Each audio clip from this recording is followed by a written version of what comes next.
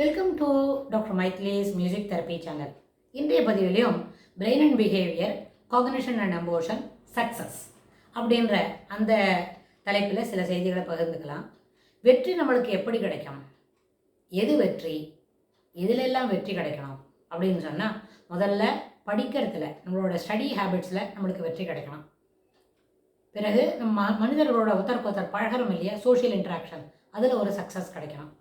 அப்புறம் நல்லபடியாக ஸ்டடி ஹேபிட்ஸ்னு சொன்னால் எல்லா பாடங்களையும் சிறப்பாக படிக்கணும்.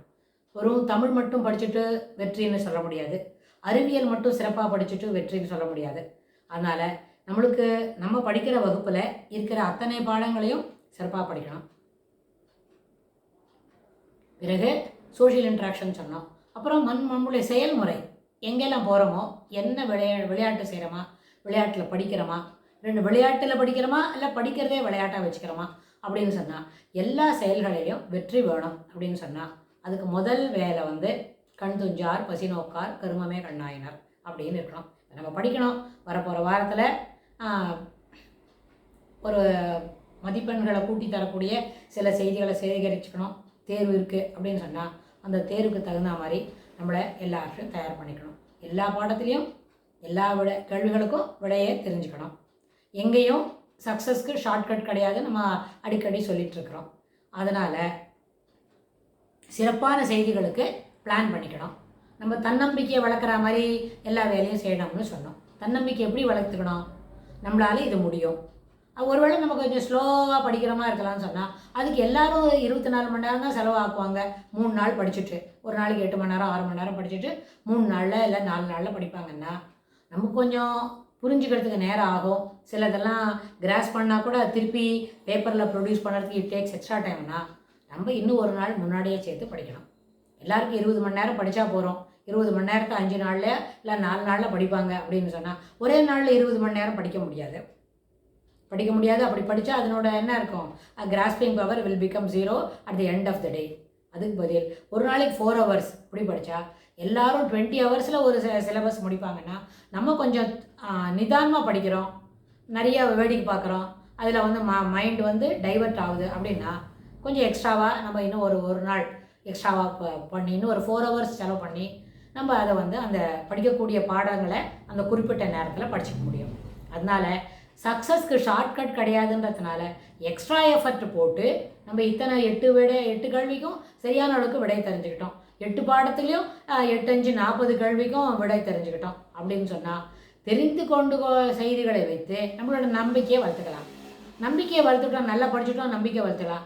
அங்கே போய் தேர்வு எழுதும்பொழுது சரியான அளவில் எல்லா விடைக்கும் நம்ம கொடுத்துட்டோம், எல்லா கேள்விக்கும் சரியான விடை வந்துடுத்து, விடைக்கும் போதுமான அளவுக்கு விடை கிடச்சிட்டுது அப்படின்னு சொன்னால் அது நம்மளோட தன்னம்பிக்கையை வளர்த்துடும். இது ஒரு பரீட்சையில் இல்லை, இதுபோல் யூனிட் டெஸ்ட்டில், அப்புறம் கிளாஸ் டெஸ்ட்டில், ஒரு காலாண்டு தேர்வில் அப்படின்னு சொன்னால் இந்த 3 நம்மளுடைய தேர்வு இருக்கிற நிகழ்ச்சியிலையும் நம்ம சரியான அளவுக்கு நம்ம பர்ஃபார்ம் பண்ணிட்டோம். நம்மளோட செயல்பாடு திறன் ரெண்டுமே சிறப்பாக அமையுதுன்னு சொன்னால் நம்மளோட தன்னம்பிக்கையை அது முறையில் பூஸ்ட் பண்ணும். செல்ஃப் எஸ்டீமை வளர்த்துக்கலாம். நம்ம இந்த முதல் 3 மாதத்தில் சிறப்பாக நடந்துக்கிட்டு இருக்கிறோம், சிறப்பான அளவுக்கு நம்மளோட படிக்கிற செயல்பாடை வகுப்பில் காமிச்சிருக்கிறோம் அப்படின்னு சொல்லலாம். இது ஒரு கேர்ள் பாய் 2 பேருக்கும் பொருந்தது தான். ஒரு ஹோம் மேக்கர் இருக்கிறாங்க, அவங்க என்ன பண்ணுவாங்க, அவங்களுக்கும் ஒரு வீட்டில் இருக்கிற எல்லா வேலையும் சரிவர செய்யணும். சௌரியம் போல் இல்லை, சரிவர செய்யணும். கிளாரிட்டி இருக்கணும், கிறிஸ்டல் கிளியராக இருக்கணும்.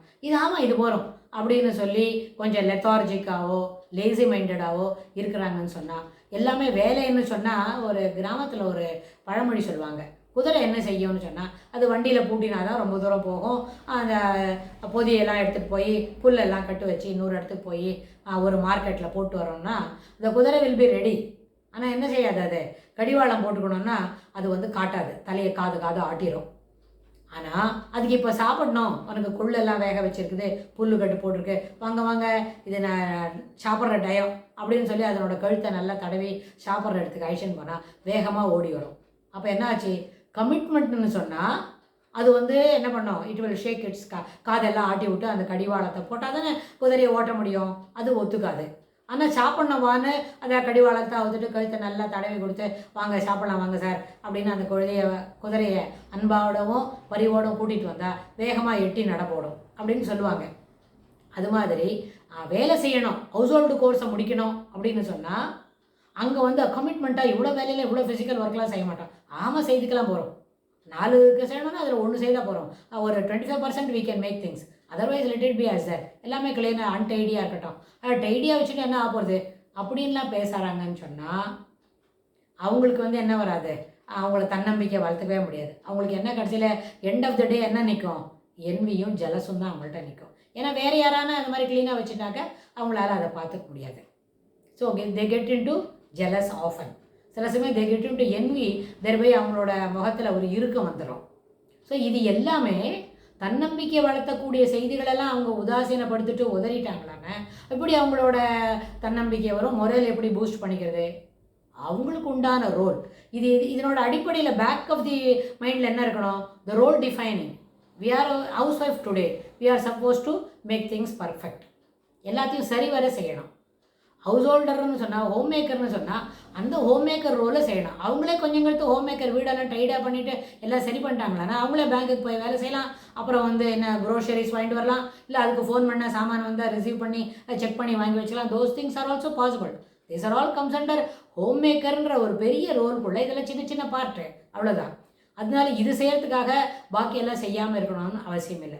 ஸோ இந்த அடிப்படையில் தன்னம்பிக்கை வளர்த்துக்கணும்னு சொன்னால் தனக்குன்னு உள்ள வேலைகளை செயல்படுதிறன், செயல்பாட்டு முறை ரெண்டுத்துலேயும் சிறப்பு வளர்த்துக்கணும், ரெண்டுத்தையும் சரிவர செய்யணும் அப்படின்னு சொன்னால் இது ரெண்டுமே சரியாக செய்ய நம்மளோட தன்னம்பிக்கையை வந்து அது உயர்த்தி கொண்டே வரும்.